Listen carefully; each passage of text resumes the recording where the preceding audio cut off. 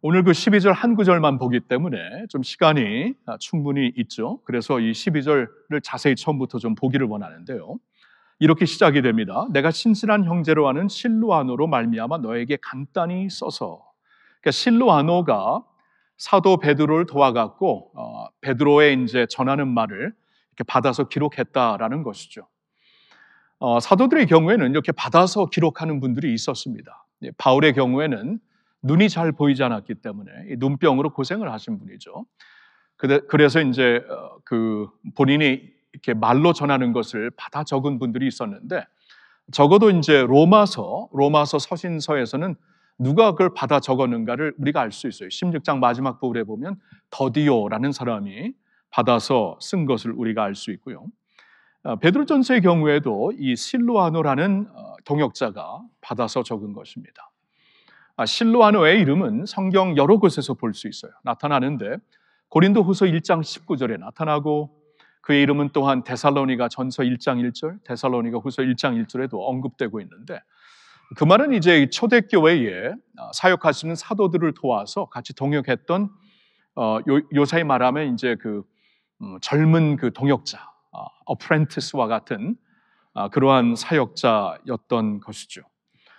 실루아노가 나는 이 사람을 신실한 형제로 믿고 있다. 그리고 이 사람이 이제 받아 적은 것이다. 그리고 어쩌면은 실루아노가 그 수신자들에게 이 서신서를 직접 전했을지도 모르겠어요. 이렇게 누가 이제 나를 도와서 이 서신을 작성하게 되었고 전하게 되었는지 이렇게 알려주는 것은 굉장히 중요했죠. 왜냐하면 하나님께서 이제 예수님께서 자신의 사도들에게 이 사명을 맡기셨기 때문입니다. 성경에 보면은 에베소서 2장 20절에 성도들은 사도들과 선지자들의 터 위에 서 있는 세움을 받은 자들이다라고 말씀을 하고 있어요. 사도들은 이제 신약 성경을 적은 분들이고 선지자들은 구약 성경을 적은 분들이죠. 이걸 뭐 본인들이 하고 싶어서 한 게 아닙니다. 하나님의 영이 그들에게 임했고, 이 교회의 공동체가, 그리고 구약 시대에는 믿음의 공동체가 이분은 하나님의 선지자라고 증명을 했어요. 그 삶을 통해, 열매를 통해, 그분들의 어떠한 예언이 그대로 이루어지는 것을 통해 하나님의 선지자들이라는 것을 알았기 때문에 선지자들이 전해주시는 하나님의 말씀이 권위가 있었지 아무나 전할 수가 없는 것이었습니다. 신약 성경에 와서도 시대에 와서도 이제 예수님을 직접 보았던 분들, 예수님의 부활하신 그 몸을 직접 목격하고 보았던 분들이 사도, 예수님께로부터 이 보내심을 받은 자들이다. 아포스톨로스, 사도들이었기 때문에 그들이 적은 서신이 권위가 있었죠. 교회에게 주시는 하나님의 권면의 말씀이다 하고 권위 있는 서신서로 전해졌기 때문에 이 사도의 어떠한 마음에서 나온, 그의 가슴에서 나온 글이라는 것을 증명해 주는 것은 굉장히 중요했어요. 그래서 여기서 실루아노라는 사람을 이제 베드로 사도가 내가 신뢰하는 형제고 이 사람이 당신들에게 전해주는 이 말씀은 주님께서, 하나님의 성령이 나에게서 주신 하나님의 말씀이다라고 베드로가 여기서 증명을 해주고 있는 것입니다. 이제 개인적인 인사하는 그 내용에서 이러한 내용이 적혀 있는 것이죠. 그러면서 곧바로 이런 말을 하죠. 너희에게 간단히 써서 권하고 이것이 하나님의 참된 은혜임을 증언하노니. 그러니까 이제 베드로가 무슨 말을 하냐면은 지금까지 내가 이 서신을 통해 전하고자 했던 모든 내용을 이렇게 요약할 수 있다 하면서 요약을 해주는 거예요. 한 문장으로 요약할 수 있다면 바로 이것이다. 그것은 바로 하나님의 참된 은혜를 증거한 내용이다라고 말씀을 해주고 있는 거예요. 이게 다 하나님의 은혜였다. 그렇기 때문에 우리는 이때쯤 그동안 우리에게 쭉 주신 그 하나님의 참된 은혜에 대해 좀 리뷰하는 것이 필요할 것 같아요.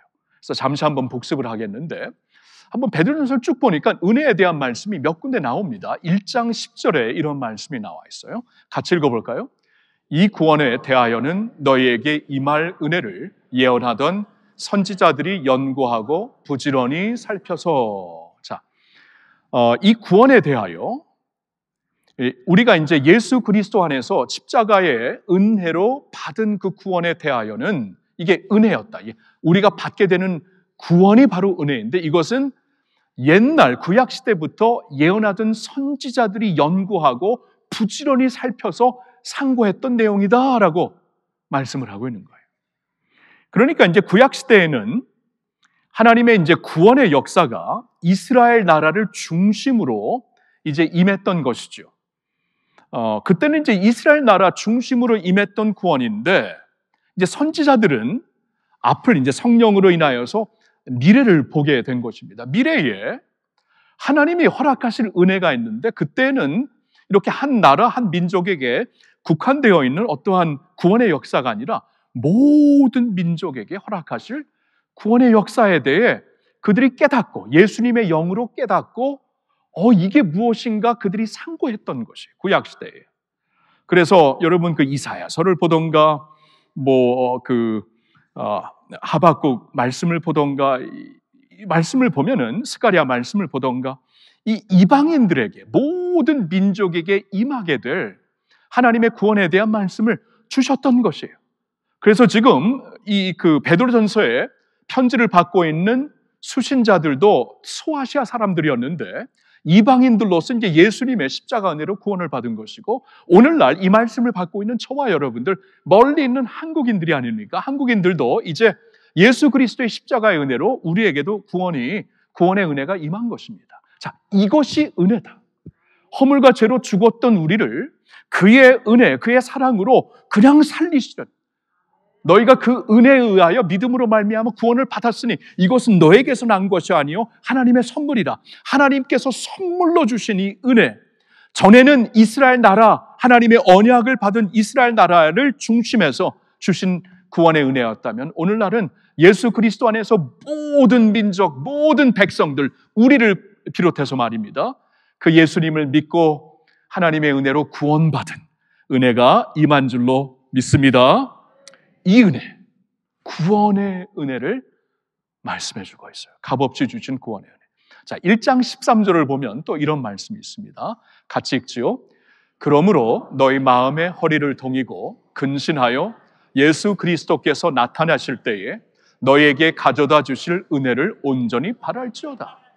자, 은혜에 대해서 여기서도 말씀을 하시는데, 우리가 예수님을 믿어서 구원받은 은혜가 있는가 하면은 그게 다가 아니라, 예수님이 다시 오실 때 우리에게 가져다 주실 은혜가, 지금까지 우리가 다 알지 못하는 은혜가 아직도 남아있다, 그 은혜가 있다라고 말씀을 하세요. 그래서 너희는 마음의 허리를 동이고 근신하여서 그날을 기다려라, 그날을 바라라라고 말씀을 하는 거예요. 허리를 동이고 근신하라는 것은 이 문맥에서 우리가 볼 수 있지만 14절, 15절 계속 주시는 말씀이, 그게 무슨 말씀이냐 하면은, 세상을 따라 살지 말고 은혜로 구원을 받은 사람들이라면 우리의 본향은 천국에 있는 것이다. 세상에 살고 있지만 세상에 속한 자가 아니라 하나님 나라에 속한 자들처럼 예수님의 거룩한 모습을 계속 따라가고 이루어가는 그러한 사람들이 되라고 말씀을 주시는 거예요. 자, 그러니까 우리가 이제 이 세상에 살면서 거룩한 삶을 살 수 있다라는 것은 그것도 하나님의 은혜라는 것이에요. 그렇죠?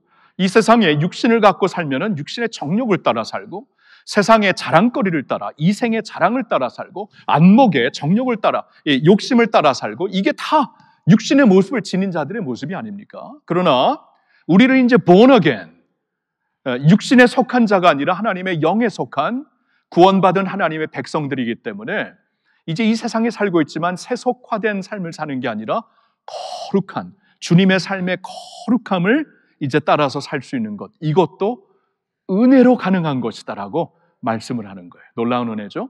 세 번째로는 3장 7절에서 우리가 볼 수가 있습니다. 한번 같이 읽어볼까요?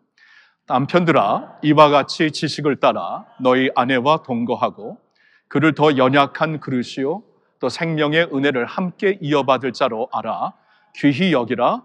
이는 너희 기도가 막히지 아니하게 하려 함이라.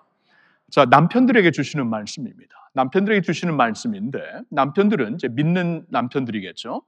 남편들은 이제 세상의 기준을 따라 남편의 모습을, 남편의 역할을 하지 말고, 이제 하나님께서 처음부터 남편들에게 주셨던 그 마음을 가지고 이제 부부 생활을 하라 이제 그런 말씀이죠. 그래서 여기서 이제 강조하시는 것은 남편들에게 이제 아내들을 귀하게 여겨라. 귀하게 여겨야 된다. 함부로 대하지 말고 막 힘으로 대하지 말고 귀하게 여겨라. 예수님이 우리를 신부인 우리를 귀하게 여기신 것처럼 그래야 우리가 이제 그들과 함께 생명의 은혜를 함께 이어받을 것이다. 생명의 은혜를 함께 이어받을 것이다. 그러니까 장차 이어받게 될 어떠한 은혜를 가르쳐 주시고 있는 것입니다. 그러니까 언젠가 우리가 이제 하늘나라에 가면은 주님의 나라에 가게 되면은 하나님의 유업을 이어받게 된다 그 말씀이에요. 근데 이것을 이제 결혼한 가정의 경우에는 홀로 유업을 이어받는 게 아니라 아내와 함께 이어받는 것이다. 하나님께서 동반자로 세워주셨기 때문에 이것을 기억하면서 그를 귀하게 여기라는 말씀이 되는 것이죠. 근데 여기서 제가 이제 오늘 잠시 이제 리뷰하면서 주목하고 싶은 것은 하나님의 은혜의 유업, 하나님의 하늘나라의 그 영광의 유업을 은혜로 이어받게 된다 이 말씀이에요. 여러분 성경을 보면 우리를 가리켜 하나님의 상속자라고 말씀하고 있습니다. 로마서 8장 17절에 보니까 하나님의 상속자. 여러분 우리가 이 세상에서 무엇을 상속받는다고 하더라도 유업으로 받는다고 하더라도 얼마나 기대가 됩니까? 좀 이렇게 재산이 특별히 있는 가정에서는 이제 가장이 이제 세상을 떠나게 될 때 자식들에게 또 가족들에게 남기는 어떠한 유언이 있고 상속해줄 그 내용들이 있지 않습니까? 그걸 굉장히 이렇게 기다리면서 기대하는 것은 당연한 것이죠. 근데 여러분 우리는 있잖아요. 그 정도의 유업이 아니라 하늘의 유업을 주신다고 말씀을 하셔요. 하늘의 유업, 하나님의 유업을. 그러니까 하나님이 우리 아버지시니까 그분이 자신의 것을 유업으로 주신다. 그러니까 하나님의 것이 무엇이? 우주 만물이죠. 우주 만물을 다 그의 손에 잡고 계시고 모든 것 위에 통치하시는 하나님이시기 때문에 우리에게 우주 만물을 주시어서 그와 함께 왕노릇하게 한다. 주님과 함께 엄청난 유업을 우리에게 주시겠다고 말씀을 하는데 이것이 또한 너희에게 주어진 은혜이다. 여러분 언젠가 우리에게 이러한 하늘의 유업이 주어질 줄로 믿습니다. 굉장한 은혜죠. 자 이제 4장 10절을 한번 보겠습니다. 같이 각각 은사를 받은 대로 하나님의 여러 가지 은혜를 맡은 선한 청지기 같이 서로 봉사하라. 자, 서로 봉사하라. 이것은 이제 교회에게 주시는 말씀인데 주님의 몸된 교회에서 하나님의 은혜로 맡게 된 나의 사역을 잘 감당하라. 선한 청지기처럼. 그래서 주님의 몸된 교회를 세워가라. 그 말씀이에요. 이게 은혜라고 말씀을 하는 겁니다.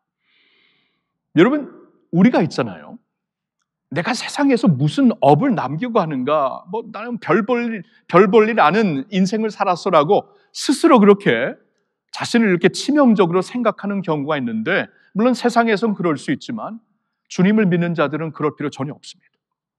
왜냐하면 하나님께서 이 세상에 인류에게 허락하신 가장 위대한 위대한 일은 당신의 아들 예수 그리스도를 보내주신 것이죠. 당신의 아들을 보내주시어서 자신의 영광을 그를 통해 세상이 알게 하셨습니다. 근데 예수님이 이제 승천하시면서 그 예수님은 이제 하늘나라로 갔는데 그러면 어떻게 되는 거예요? 그의 몸을 우리에게 허락하셨어요. 그의 몸된 교회. 하나님께서 가장 영화롭게 생각하시는 예수 그리스도의 몸된 교회를 세상에서 우리가 살면서 세워나갈 수 있는 엄청난 사역이 주어졌어요.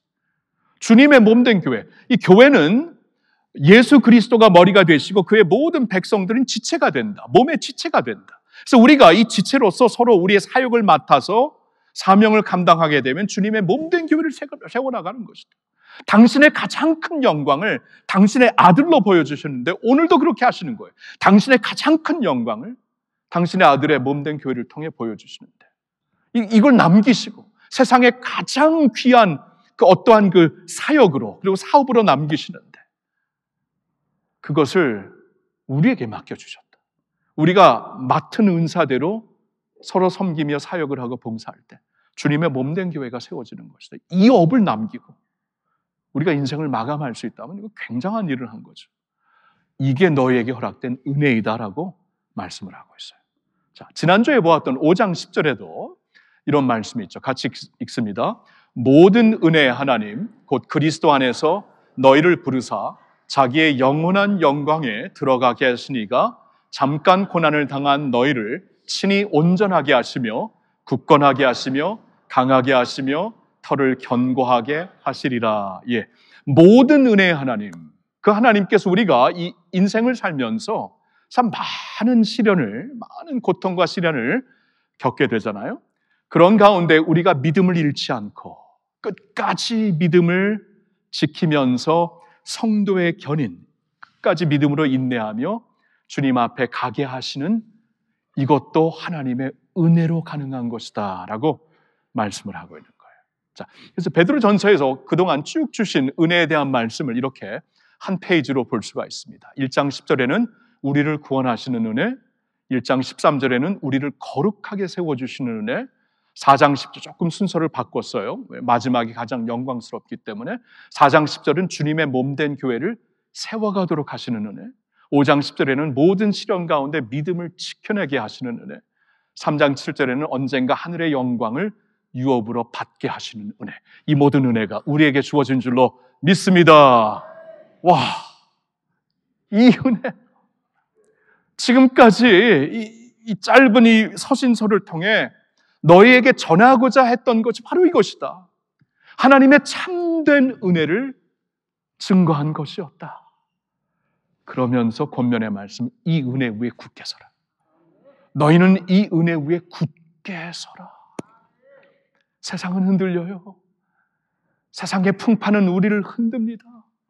그리고 5장 7절에도 보았지만 악한 자, 대적하는 자, 마귀는 우는 사자처럼 두루 다니면서 삼킬자를 찾고 있어요. 세상에 산다는 것은 우리가 많은 요소로 넘어질 수밖에 없는 세상에 살고 있다는 것입니다. 그러나 저 은혜가 있다. 저 은혜를 붙잡아라. 구원하시는 은혜, 거룩하게 하시는 은혜, 주님의 몸된 교회가 되어서 그 교회를 주님의 몸을 세워가게 하시는 은혜, 그리고 모든 시련을 감당케 하시는 은혜, 그리고 마침내 주님의 나라에서 하나님의 영광을 유업으로 받게 될 은혜, 그 은혜를 붙잡고 굳게 서라, 굳게 서라. 이걸로 흔들리지 않는 것이다. 끝까지 이것을 붙잡으면 된다. 그 말씀이에요. 저는 이제 예배를 준비하면서 이렇게 말씀 후에 마지막 부를 찬양, 마지막 찬양이든 찬송이든 이 마지막 그 찬양을 고를 때 굉장히 좀 적지 않은 시간을 들여서 고민을 합니다.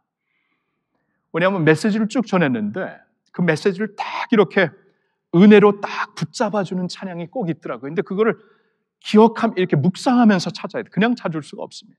묵상하면서, 그것도 설교가 다 끝나기 전에 금요일 아침까지 그 마지막 찬양을 이렇게 전달해야 되기 때문에 어쩔 때는 가끔 가다가는 그 찬양을 바꿀 때가 있어요. 이미 주보에 나왔지만 바꿔서 부를 때가 있는데 그냥 막상 말씀을 준비해 보니까 다른 찬양이 또 생각이 나서 그럽니다.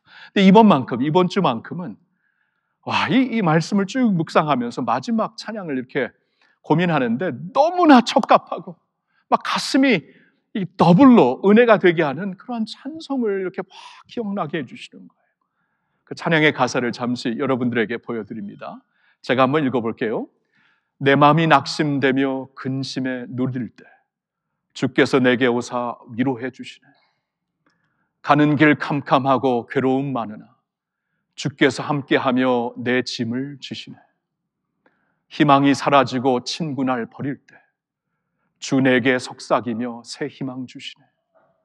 싸움이 맹렬하고 두려워 떨 때에 승리의 왕이 되신 주 음성 들리네. 번민이 가득 차고 눈물이 흐를 때 주 나의 곁에 오사 위로해 주시네. 환난이 닥쳐와서 어려움 당할 때 주님의 능력 입어 원수를 이기네. 그 은혜가 내게 족하네. 그 은혜가 내게 족하네. 이 괴로운 세상 지날 때 그 은혜가 족하네. 아멘입니까? 이러한 은혜, 이 은혜 위에 굳게 서라. 너를 구원하시고 거룩하게 하시고 주님의 몸된 교회로서 일어나게 하시고 모든 시련을 감당하면서 끝까지 믿음을 지키게 하시고 마침내 주님의 나라에서 하나님의 유업을, 영광스러운 유업을 이어받게 하시는 그 은혜 붙잡아라. 그 은혜가 족한 줄로 믿습니다. 이 찬양 부르고 싶죠. 지금 막 조금 기다리세요. 마지막 시간에 부를 테니까. 예. 사도 베드로의 마지막 보면 이 아들을 입대시키면서 딸을 유학 보내면서 자식을 이제 결혼하게 하여 보내면서 이 부모로서 마지막 한마디 전할 것. 그 내용, 지금 베드로 사도는 그 내용을 전하고 있는 거예요. 지금 굿바이를 하고 있으면서 이 은혜 위에 굳게 서세요. 지금까지 전한 건 하나님의 참된 은혜였습니다. 이 은혜 위에 굳게 서세요. 그러면 감당할 수 있습니다. 세상의 풍파 강합니다. 그러나 하나님의 은혜는 더 강합니다. 그 은혜로 감당하세요. 그 은혜로 설 수 있습니다. 베드로가 지금 그것을 가슴으로 전하고 있는 것이, 제가 이 말씀을 오늘 이 한 구절이기 때문에 이렇게 자세히 한마디 한마디 봤는데, 이것을 내가 너희에게 권하고 증언하노라, 이 증언이라는 단어가 권하고 전하노라, 권하고 전파노라, 보통 이렇게 나와 있는데 여기서 굉장히 독특한 단어를 쓰세요.